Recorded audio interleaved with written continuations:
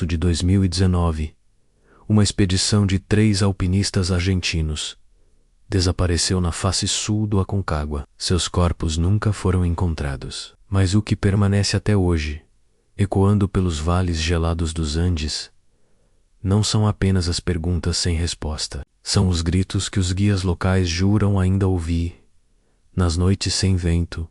A primeira vez que Miguel Herrera ouviu o grito foi em uma noite de lua nova, 3 meses após o desaparecimento. Ele estava acampado no campo base do Aconcagua, guiando um grupo de turistas alemães em uma ascensão de rotina, quando um som agudo e desesperado cortou o silêncio da madrugada andina. "Escuchaste eso?", sussurrou para seu parceiro, Carlos, que dormia a poucos metros de distância.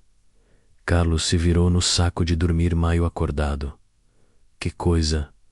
Mas o som havia cessado. Miguel ficou imóvel por longos minutos, ouvindo pinas, o vento sussurrando entre as rochas vulcânicas. Talvez fosse apenas sua imaginação, menos afinal. A altitude do 4.200 metros pode brincar com a mente de qualquer um, mesmo de um guia experiente como ele. Não foi imaginação. 2 semanas depois, Maria Gonçalves, uma alpinista chilena que conhecia cada pedra do Aconcagua há mais de 15 anos, relatou a mesma experiência. Um grito humano, vindo de lugar nenhum, quebrando o silêncio mortal da montanha mais alta das Américas. Era como se alguém estivesse pedindo ajuda, ela disse aos repórteres locais, com os olhos vidrados fixos no pico nevado que se erguia a 6.961 metros acima do nível do mar. Mas não havia ninguém lá em cima. Não poderia haver. Para entender o que aconteceu naquela expedição maldita de março de 2019, precisamos conhecer os 3 homens que desafiaram o Aconcagua e nunca voltaram para contar a história. Dr. Eduardo Ramírez, 45 anos, cardiologista de Buenos Aires, divorciado há 2 anos, sem filhos. Eduardo havia dedicado sua vida a salvar outras vidas, mas não conseguiu salvar seu próprio casamento. Sua ex-esposa, Carmen, o acusava de ser um viciado em adrenalina, sempre fugindo para as montanhas, quando a vida real se tornava pesada demais. "Você prefere conversar com rochas do que comigo", ela disse na última briga, antes de assinar os papéis do divórcio. Eduardo não negou. Nas montanhas, ele encontrava uma pureza que a medicina moderna, com toda a sua burocracia e limitações, não oferecia. Cada ascensão era uma oportunidade de redenção, uma chance de provar para si mesmo que ainda tinha controle sobre alguma coisa em sua vida, que desmoronava Javier Morales. 31 anos, professor de educação física de Córdoba, solteiro, órfão desde os 16 anos. Javier carregava uma culpa que o perseguia há 15 anos, no dia em que seus pais morreram em um acidente de carro. Ele havia brigado com eles por causa de uma viagem de montanismo que eles não aprovavam. Suas últimas palavras para o pai foram: "Você nunca me entende." Desde então, cada montanha que ele escalava era uma penitência, uma forma de se aproximar dos céus, onde esperava encontrar o perdão que não conseguia dar a si mesmo. Javier era tecnicamente o alpinista mais habilidoso do grupo. Havia conquistado o Denali aos 28 anos e o Elbrus aos 29. Mas sua motivação não era a glória. Era a necessidade desesperada de sentir que estava fazendo algo que seus pais, onde quer que estivessem, pudessem orgulhar-se.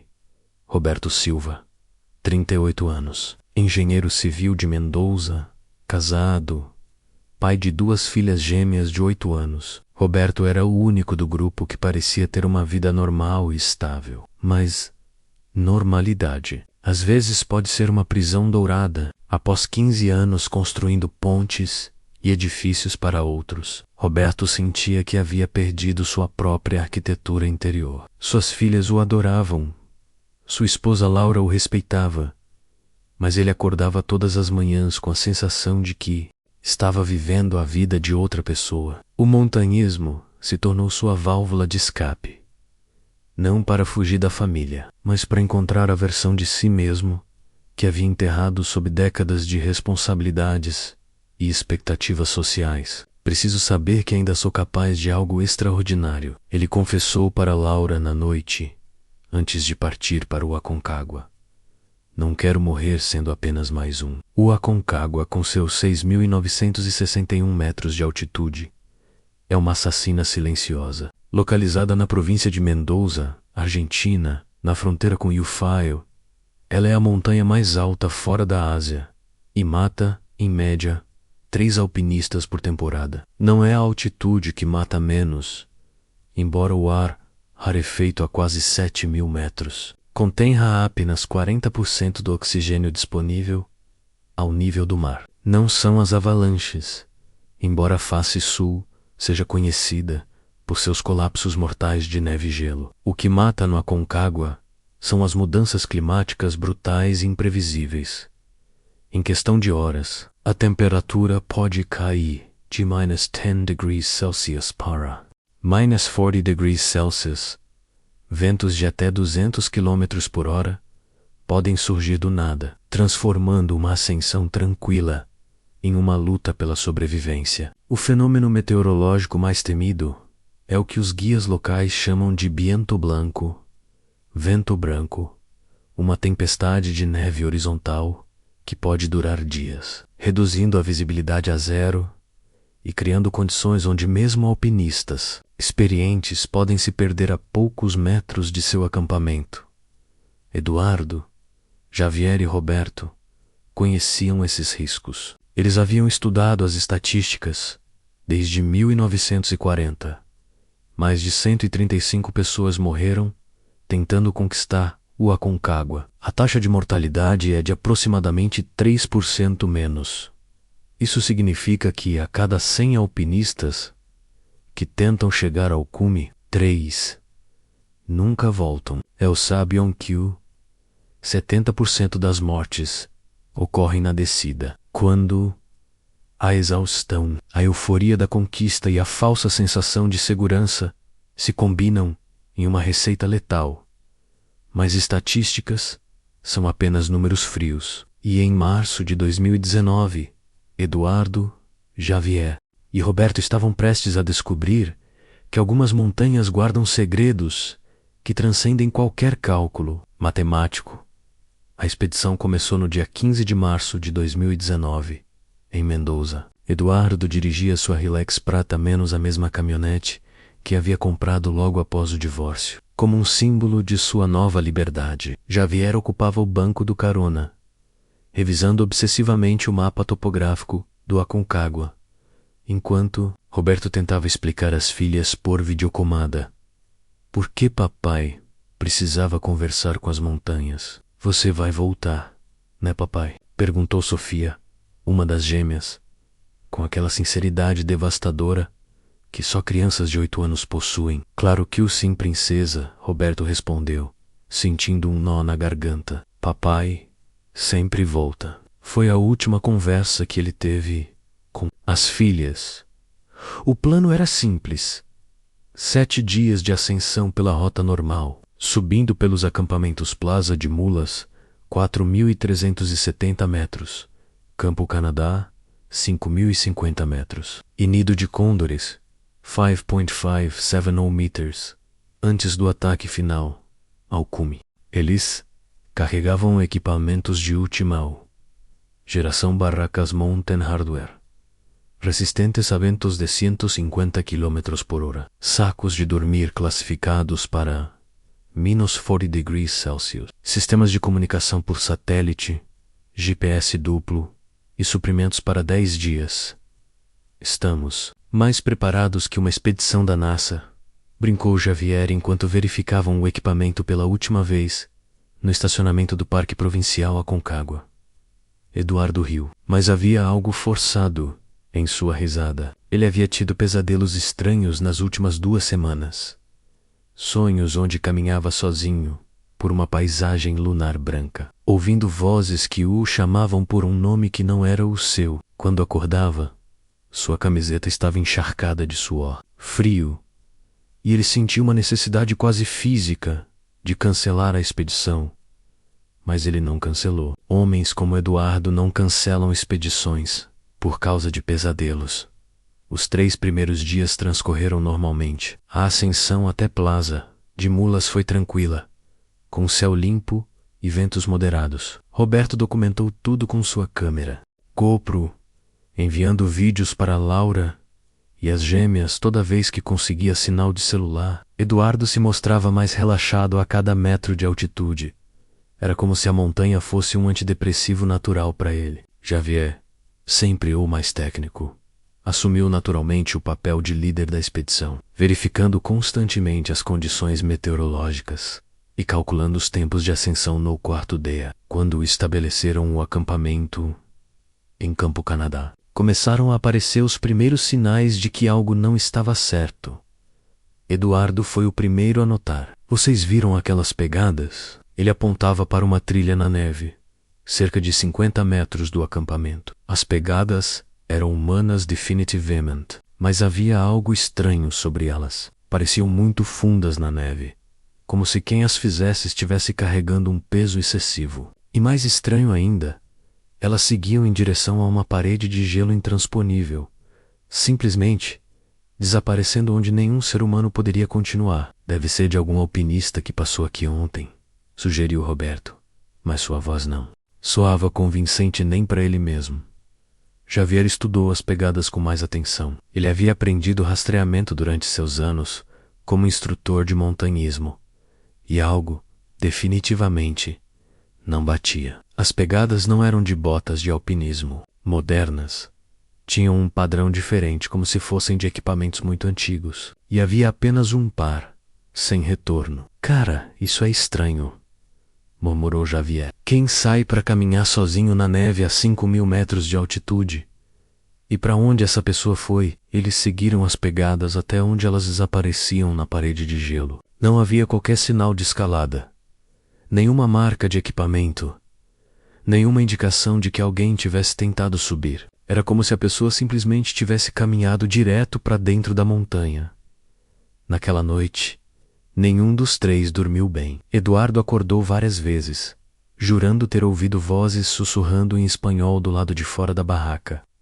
Roberto sonhou com suas filhas o chamando, mas quando tentava responder, descobria que não conseguia falar. Javier passou a maior parte da noite acordado, observando as sombras das montanhas dançarem sob a luz da lua e tentando se convencer de que a ansiedade que sentia no peito era apenas efeito da altitude. No quinto dia, quando deviam partir para Nido de Condores, o tempo mudou drasticamente. Eduardo acordou com uma sensação estranha, menos o silêncio estava diferente. Não era o silêncio normal da montanha, mas algo mais profundo, como se o próprio ar estivesse segurando a respiração.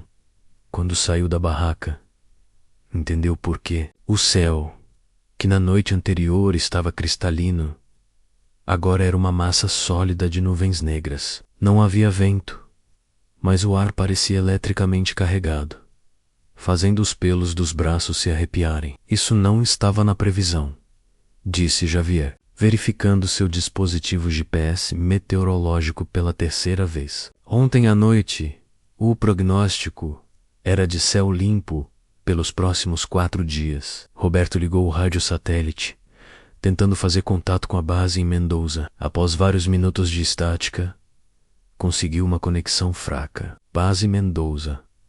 Aqui, Expedição Ramírez. Solicitamos atualização meteorológica para o setor sul do Aconcagua.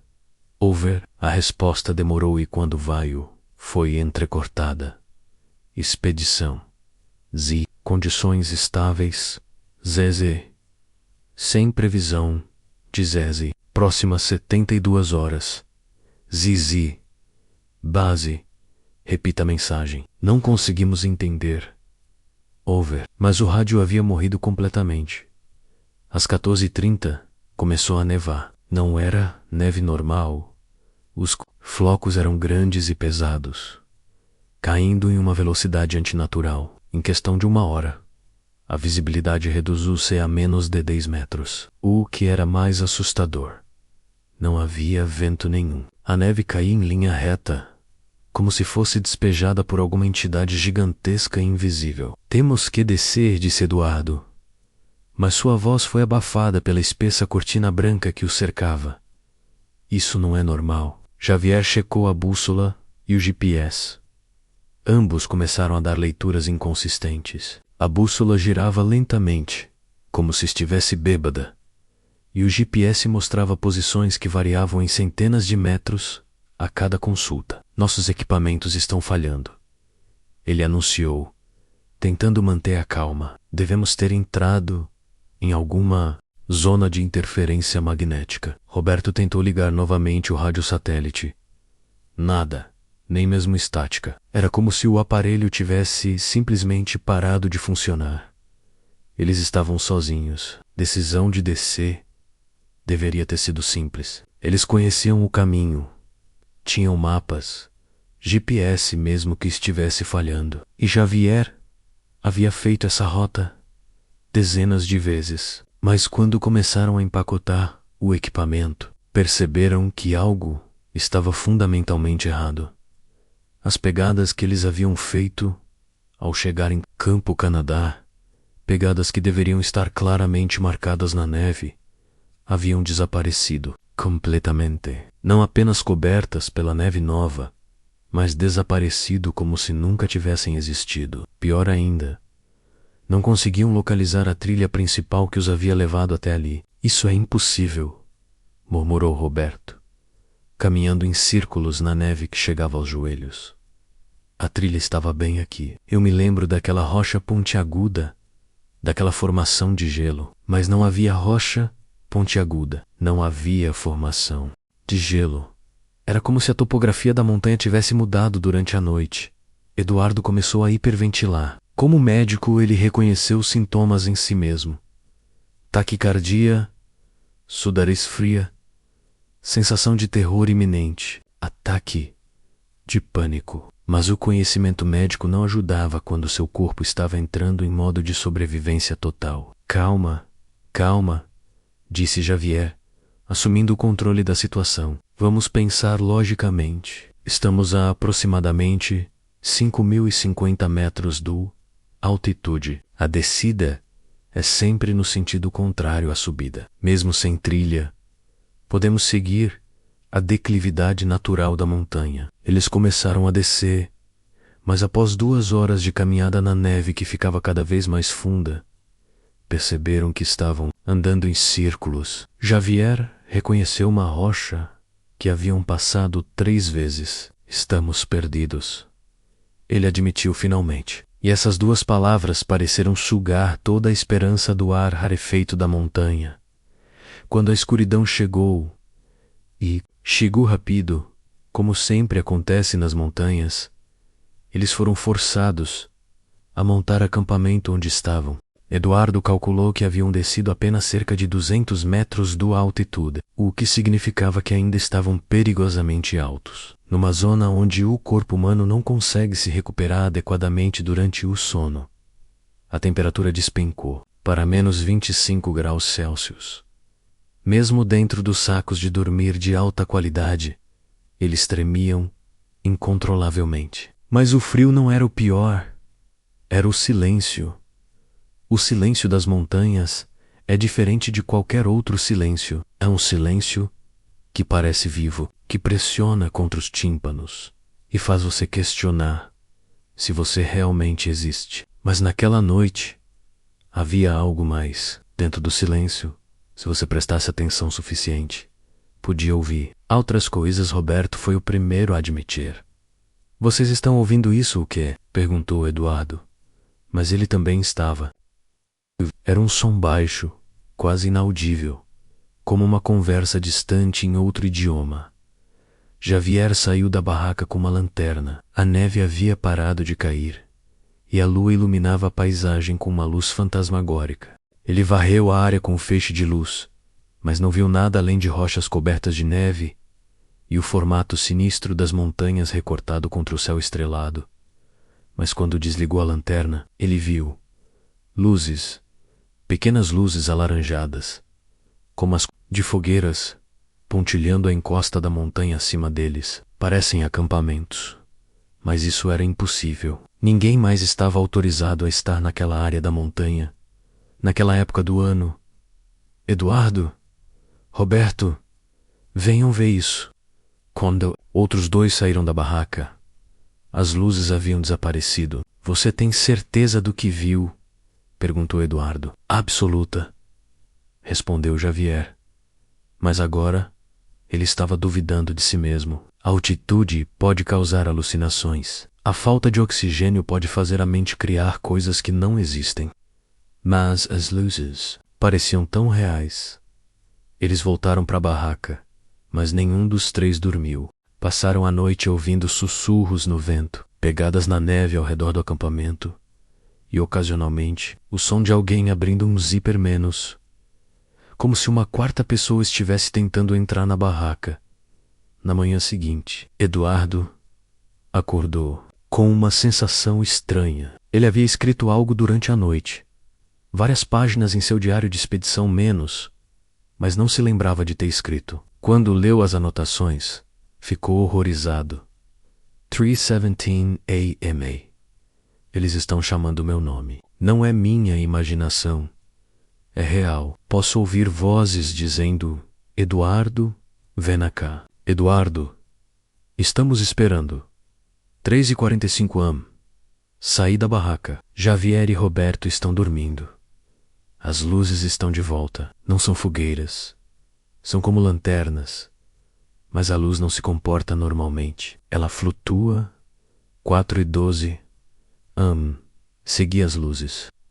Sei que não deveria, mas não consigo parar meus pés. Elas me levaram até uma área que eu nunca vi antes. Há estruturas na neve, como ruínas. Mas isso é impossível. Nada pode ser construído aqui. 4:30 am. Encontrei uma barraca, velha, muito velha. O tecido está congelado há décadas. Dentro havia coisas, equipamentos antigos. Li algumas páginas. O último registro é de 1985, uma expedição argentina. Eles também ficaram perdidos. O último registro diz: as vozes não param. Elas querem que nos juntemos a eles. Acho que vamos. 4:45 am.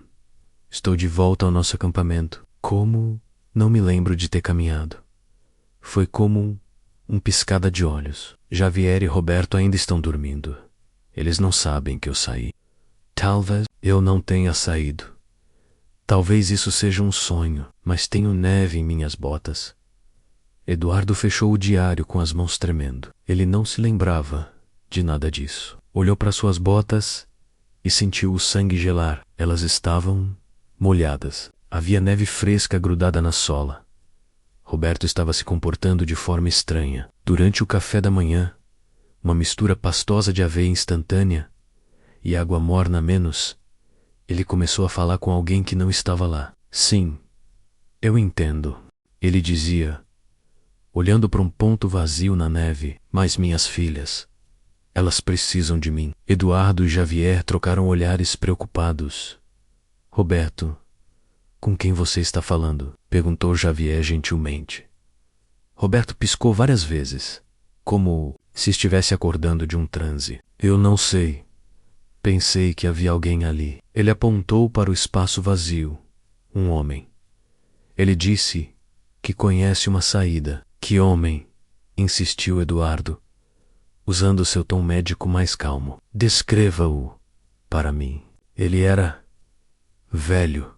Usava equipamentos antigos de montanhismo. Falava com sotaque portenho. Disse que morreu aqui em 1991 e que está esperando há 28 anos por alguém para conversar. O silêncio que se seguiu foi quebrado apenas pelo vento, que havia retornado durante a madrugada, menos um vento baixo e constante que fazia a neve dançar ao redor deles como fantasmas em movimento.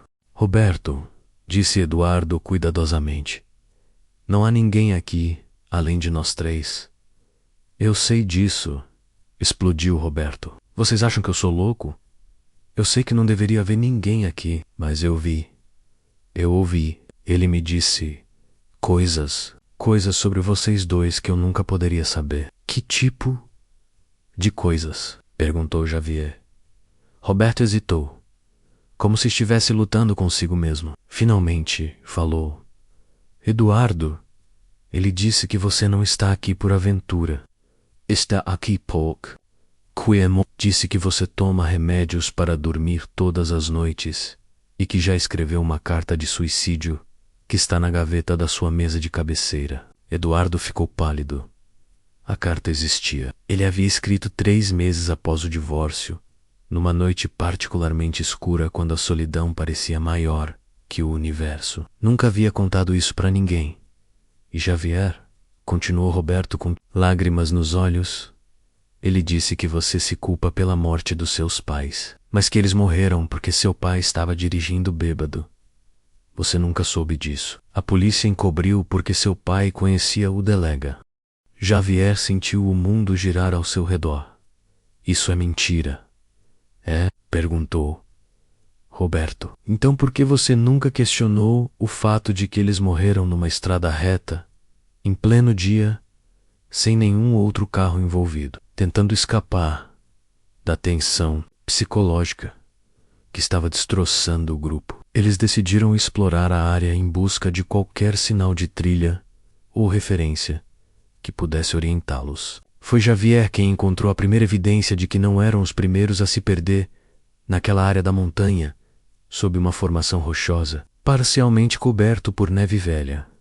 Estava um saco de dormir congelado. Dentro dele, os restos mumificados de Amhomem. O frio extremo e o ar seco da altitude haviam preservado o corpo perfeitamente. Ele usava equipamentos de montanhismo dos anos 1980, e em seu bolso interno eles encontraram um documento de identidade. Miguel Vasquez 34, Enos, Buenos Aires. Expedição ao Aconcagua, março de 1985. Era o mesmo nome mencionado no diário que Eduardo havia sonhado encontrar. Isso não é possível, murmurou Eduardo. Como eu poderia saber sobre esse diário se nunca estive aqui antes? Javier encontrou o diário real enterrado na neve ao lado do corpo. As últimas anotações eram aterrorizantes. 15 de março de 1985, menos estamos perdidos há 3 dias. As tempestades de neve não param. Nossos equipamentos de navegação falharam. É como se a montanha não quisesse que fôssemos embora. 16 de março de 1985. Carlos morreu durante a noite. Hipotermia. Seu último delírio foi sobre vozes bonitas que o chamavam para caminhar na neve. Encontramos seu corpo a 50 metros do acampamento, sentado na posição de lótus, sorrindo. 17 de março de 1985. Menos estou sozinho agora. Antônio desapareceu. Segui suas pegadas, mas elas simplesmente param, como se ele tivesse sido levado pelos ares. Não consigo mais distinguir entre o que é real e o que são alucinações causadas pela altitude. 18 de março de 1985. Menos as vozes não param. Elas falam em coro, como uma igreja de fantasmas. Dizem que posso juntar-me aos outros, que posso descansar. Estou tão cansado, tão frio. Talvez elas tenham razão. Talvez seja a hora de parar de lutar. 19 de março de 1985. Menos este será meu último registro. Posso ver luzes se aproximando. Não são luzes de resgate. São diferentes. Bonitas. Estou indo ao encontro delas. Se alguém encontrar este diário, saiba que eu escolhi. A montanha não me forçou. Eu escolhi juntar-me a eles. A última anotação era diferente das outras. Menos a caligrafia estava mais elegante, quase artística. Agora somos nós que chamamos. Agora somos nós que esperamos. A montanha tem suas próprias regras E quem as quebra deve pagar o preço, mas não é uma punição. É um convite, venham. Juntem-se a nós no silêncio branco. Após a descoberta do corpo de Miguel Vasquez, a situação do grupo deteriorou-se rapidamente. Eduardo começou a ter episódios de depressão profunda, ficando horas em silêncio total, olhando fixamente para o pico do Aconcagua. Roberto falava cada vez mais com suas visões, mantendo conversas longas e detalhadas com pessoas que não existiam. Javier, tentando manter a sanidade e a liderança do grupo, começou a tomar decisões cada vez mais desesperadas. Temos que sair daqui, ele anunciou na manhã do 7º dia. Nossos suprimentos estão acabando. Temos comida para mais 2 dias, no máximo. E o mais importante, nossa saúde mental está se deteriorando. Eduardo riu, um riso sem humor, quase histérico.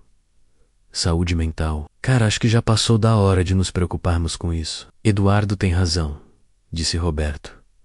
Mas ele estava olhando para um ponto, sobre o ombro esquerdo de Javier. Miguel, concorda. Ele diz que não adianta lutar contra a montanha. Roberto, pare com isso, explodiu Javier. Não há nenhum Miguel aqui. Ele morreu há 34 anos. Ele pode ter morrido, respondeu Roberto calmamente, mas não foi embora. Javier, uma decisão que mudaria tudo. Ele decidiu explorar sozinho, numa última tentativa de encontrar uma rota de escape. Eduardo estava muito deprimido para ser útil, e Roberto estava claramente tendo um colapso psicótico. Se ele conseguisse encontrar uma descida segura, poderia voltar e guiar os outros. Eu vou sozinho, ele anunciou. Vocês ficam aqui. Se eu não voltar em 6 horas, tentem descer por conta própria. Não faça isso, implorou Eduardo, saindo de seu torpor. Nós devemos ficar juntos. É a primeira regra do montanhismo. Nunca se separe do grupo. As regras normais não se aplicam aqui, respondeu Javier. Algo está errado com esta montanha. Algo que vai além da lógica normal. Ele partiu às 10 horas da manhã, carregando apenas o equipamento essencial e prometendo voltar antes do pôr do sol. Foi a última vez que Eduardo e Roberto o viram vivo. Javier caminhou por 3 horas na neve profunda, seguindo o que acreditava ser uma descida natural da montanha. Seu GPS continuava dando leituras inconsistentes, mas ele confiava em sua experiência e intuição. Havia escalado montanhas suficientes para saber ler a topografia natural. Mesmo em condições adversas às 1380, Javier encontrou algo que o fez questionar sua própria sanidade. Em uma área relativamente plana, protegida por uma formação rochosa, havia pegadas na neve. Não pegadas antigas, mas pegadas frescas. E eram suas próprias pegadas. Ele havia caminhado em linha reta por mais de 3 horas, mas de alguma forma havia retornado ao exato local onde havia começado. Isso era geograficamente impossível. A matemática da topografia não permitia, mas as evidências estavam ali, cristalizadas na neve, suas próprias botas, o padrão inconfundível de sua caminhada. Até mesmo o buraco onde havia parado para urinar 2 horas antes. Javier sentou-se numa rocha e tentou racionalizar o que estava acontecendo. Hipoxia cerebral. Falta de oxigênio estava causando desorientação. Ele havia simplesmente caminhado em círculo, sem perceber. Era a única explicação lógica. Mas quando olhou para sua bússola, ela apontava para 4 direções diferentes ao mesmo tempo. Foi então que ele ouviu sua própria voz. Javier. Ele virou-se rapidamente. Não havia ninguém ali. Mas a voz havia sido clara, inconfundível. Era sua própria voz, chamando seu próprio nome. Javier. Aqui. A voz vinha de cima. Ele levantou os olhos e viu a si mesmo, de pé numa formação rochosa, a cerca de 20 metros de altura, acenando para ele. A outra versão de si mesmo usava as mesmas roupas, carregava o mesmo equipamento, mas havia algo diferente em seus olhos. Eles estavam completamente negros. Você está perdido, disse a versão dele mesmo lá em cima. Mas eu sei o caminho. Javier fechou os olhos com força e respirou fundo. Quando os abriu, não havia ninguém na rocha, mas sua própria voz continuava, ecoando. Eu sei o caminho. Eu sei o caminho. Ele começou a correr. Eduardo e Roberto esperaram. As 6 horas passaram. Depois, 7.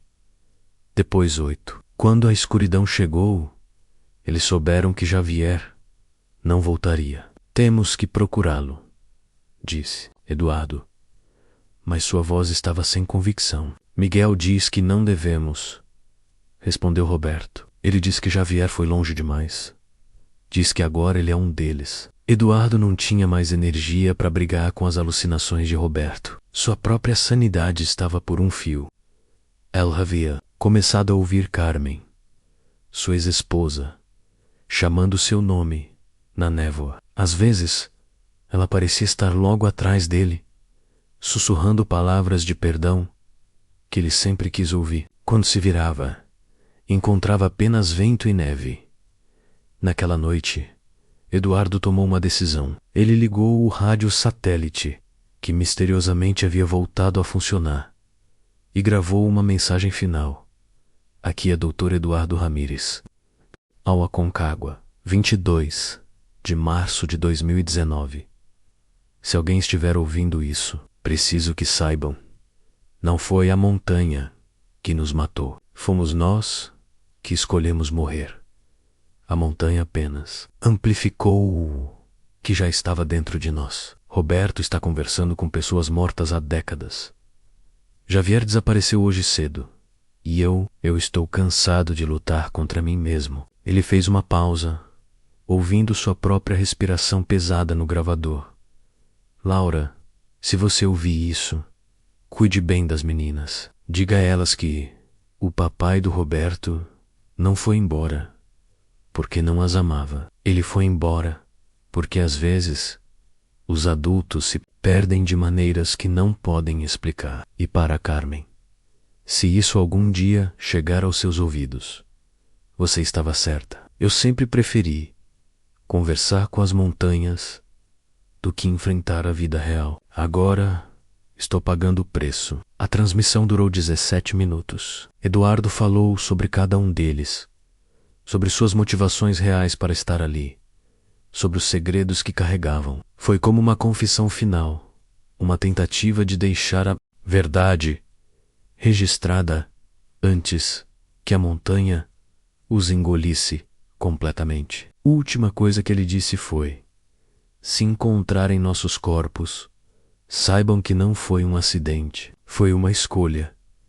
A montanha não mata ninguém. Ela apenas oferece uma alternativa para aqueles que estão cansados de viver. Na manhã seguinte, Roberto acordou sozinho. Eduardo havia desaparecido durante a noite, levando apenas seu saco de dormir e uma garrafa de água. Suas pegadas seguiam em direção ao pico do Aconcagua, subindo ao invés de descer.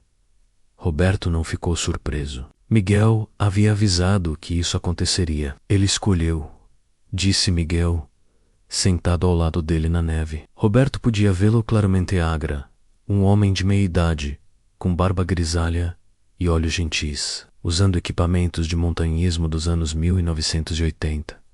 Assim como Carlos escolheu, assim como Antônio escolheu, assim como Javier escolheu. E eu? Perguntou Roberto.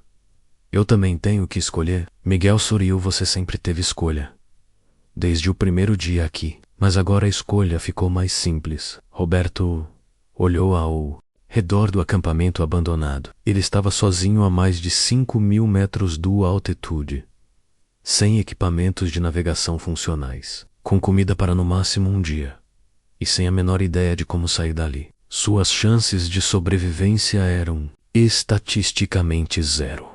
Mas ele pensou em Sofia e Helena, suas gêmeas. Pensou em Laura, esperando em casa. Pensou na promessa que havia feito. Papai sempre volta. Não, ele disse para Miguel. Eu escolho lutar. Miguel assentiu, com respeito. Então você é mais forte que nós. Mas lembre-se, Roberto, a montanha é paciente. Ela pode esperar. Roberto Silva caminhou por 2 dias na neve, seguindo sua bússola mesmo quando ela apontava direções impossíveis, confiando em sua intuição, mesmo quando sua mente tentava convencê-lo a desistir. Ele racionou sua água cuidadosamente, comeu neve para se manter hidratado e forçou-se a continuar mesmo quando seus músculos gritavam de exaustão. No 3º dia, quando suas forças estavam no limite, ele ouviu algo que mudou tudo. O som de um helicóptero. A equipe de resgate o encontrou às 15h47 do dia 25 de março de 2019, a aproximadamente 4.800 metros do altitude, mais de 15 quilômetros do último ponto conhecido da expedição. Ele estava severamente desidratado, sofrendo de hipotermia moderada e com princípios de edema cerebral, mas vivo. Roberto foi o único sobrevivente no hospital de Mendoza. Roberto contou sua versão dos eventos. Falou sobre a tempestade repentina, sobre a falha dos equipamentos, sobre como eles se perderam. Não mencionou as vozes, as visões ou as conversas com Miguel Vasquez. Os médicos e investigadores concluíram que havia sofrido alucinações severas causadas pela hipóxia e pelo estresse extremo. As equipes de busca procuraram por Eduardo e Javier durante 3 semanas. Eles encontraram alguns equipamentos espalhados pela montanha, menos uma barraca rasgada, uma mochila vazia, uma bota menos. Mas nunca encontraram os corpos. A investigação oficial concluiu que Eduardo Ramírez e Javier Morales morreram de exposição ao frio extremo, provavelmente após se separarem do grupo durante a tempestade. Suas mortes foram classificadas como acidentes de montanhismo. Mas Roberto sabia a verdade, e a verdade o assombrava todas as noites.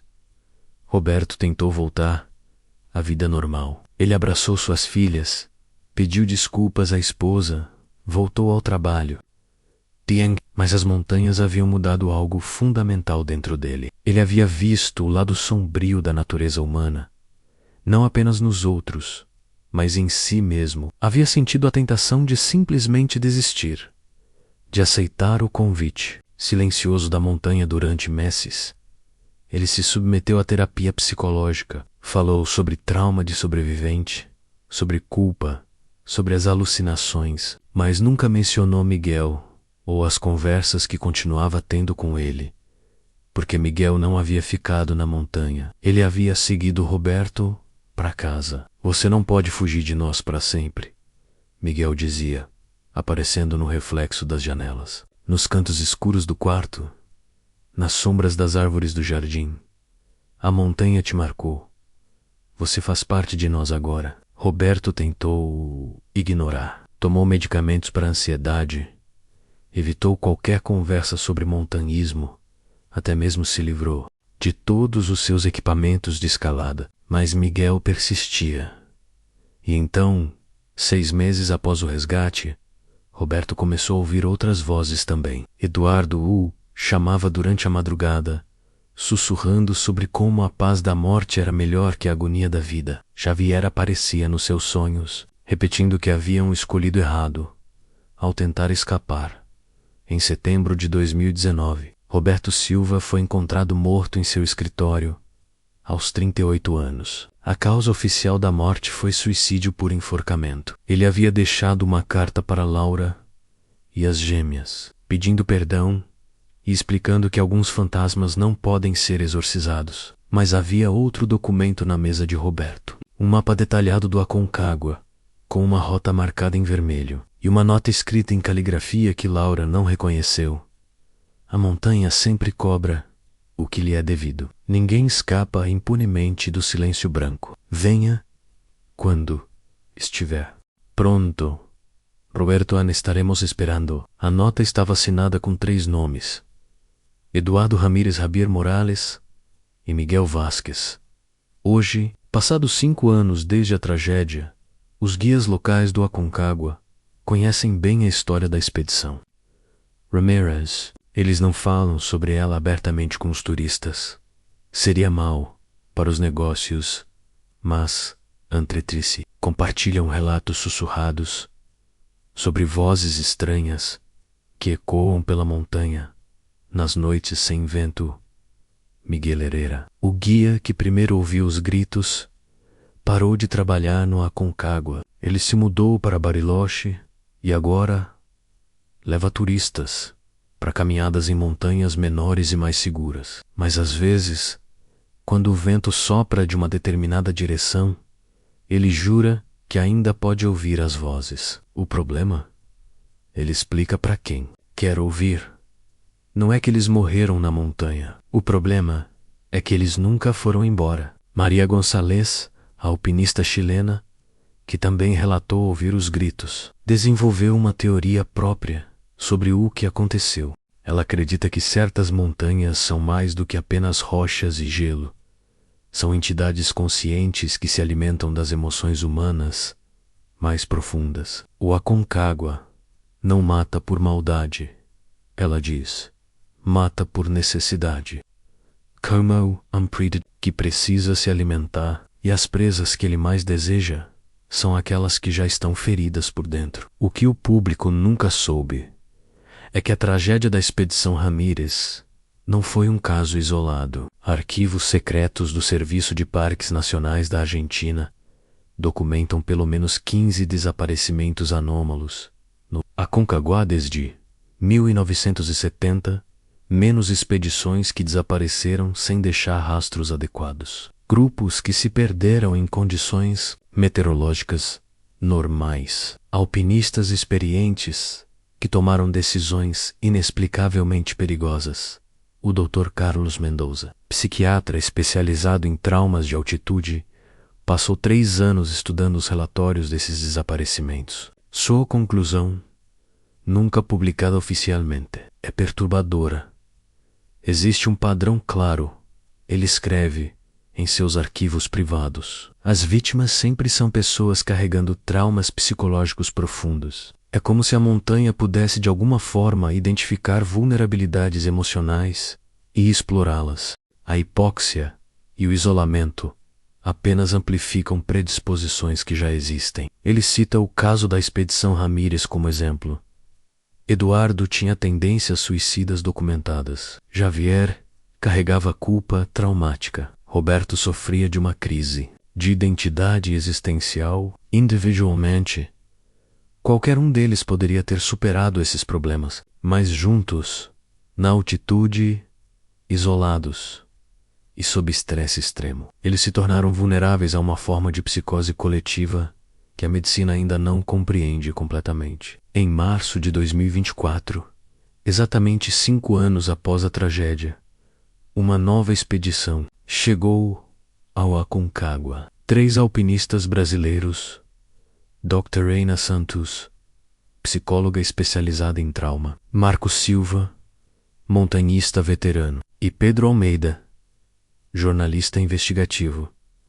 Eles não estavam ali para conquistar o cume, estavam ali para entender o que realmente havia acontecido com Eduardo. Javier e Roberto Pedro havia descoberto a gravação final de Eduardo através de contatos no serviço de emergência argentino. A transmissão de 17 minutos continha detalhes que nunca foram divulgados publicamente.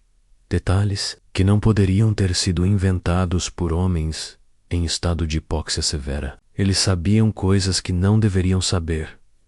Pedro explicou para sua equipe antes da partida. Eduardo mencionou encontrar o diário de Miguel Vázquez antes de qualquer equipe de resgate ter descoberto o corpo. Como isso é possível?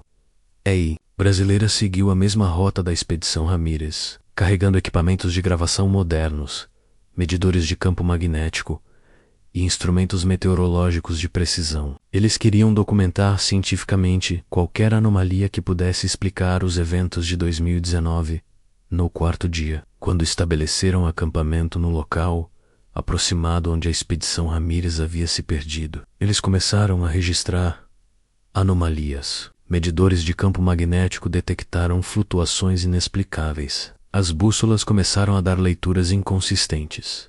E às 23h47 da primeira noite no local, os equipamentos de gravação captaram algo extraordinário, vozes rumanas, falando em espanhol, vindas de nenhuma fonte identificável. Ana Santos. A voz chamava o nome da psicóloga. Era uma vez, masculina, com sotaque argentino. Você veio procurar por nós. Nós estamos aqui.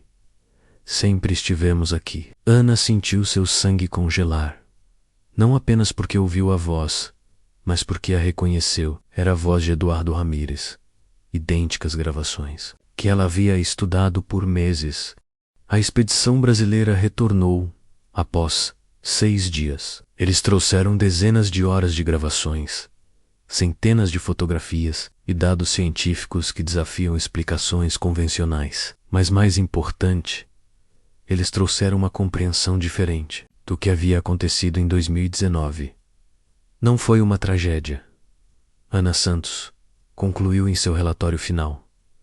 Foi uma transformação. Eduardo, Javier e Roberto não morreram no Aconcagua. Eles se tornaram parte dele. O relatório nunca foi publicado. As gravações foram confiscadas pelo governo argentino sob alegações de segurança nacional. Os 3 brasileiros assinaram acordos de confidencialidade e nunca mais falaram publicamente sobre o que descobriram. Mas às vezes, quando o vento sopra das montanhas andinas em direção às cidades do vale, pessoas relatam ouvir vozes na brisa, vozes que chamam nomes, que sussurram convites, que prometem descanso para aqueles que carregam dores profundas demais para serem curadas na terra dos vivos. Os guias locais têm um nome para esse fenômeno. El último grito en el silencio blanco. O último grito no silêncio branco. Eles dizem que é o som das almas que escolheram a montanha sobre a vida e que agora passam a eternidade chamando outros para se juntarem a eles no silêncio perpétuo dos picos nevados. Há algo profundamente perturbador sobre a história da expedição Ramírez, que transcende o mistério sobrenatural. É a realização de que, em suas últimas horas, 3 homens enfrentaram a versão mais pura de si mesmos, sem as distrações da sociedade, sem as máscaras sociais, sem os mecanismos de fuga que usamos para evitar confrontar nossas dores mais profundas. Eduardo descobriu que sua paixão pelas montanhas era na verdade uma paixão pela morte. Javier percebeu que sua busca por redenção era uma fuga da responsabilidade de perdoar a si mesmo. Roberto compreendeu que sua necessidade de sentir-se extraordinário era um sintoma de seu medo de ser comum, mortal, humano. A montanha não os forçou a essas revelações. Ela simplesmente removeu todos os obstáculos que os impediam de vê-las. É por isso que suas vozes ainda ecoam pelos picos do Aconcagua. Não porque estão presos lá, mas porque finalmente encontraram um lugar onde podem ser completamente honestos sobre quem realmente eram. E para algumas pessoas, essa honestidade brutal é mais valiosa que a vida. O Aconcagua continua atraindo centenas de alpinistas todos os anos. A maioria conquista o cume e retorna com histórias de triunfo, mas alguns menos aqueles carregando feridas que nunca cicatrizaram, segredos que nunca foram confessados, dores que nunca foram confrontadas. Encontram algo diferente na montanha. Eles encontram um espelho, e às vezes, o que vem no reflexo é mais real que qualquer vida que já viveram. Em memória de Eduardo Ramírez, Javier Morales e Roberto Silva, que suas vozes continuem ecoando como um lembrete de que as montanhas mais perigosas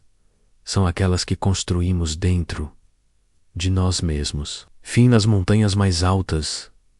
O silêncio não é ausência de som, é presença de verdade. E algumas verdades são pesadas demais para serem carregadas de volta ao vale. Provérbio dos guias do Aconcagua.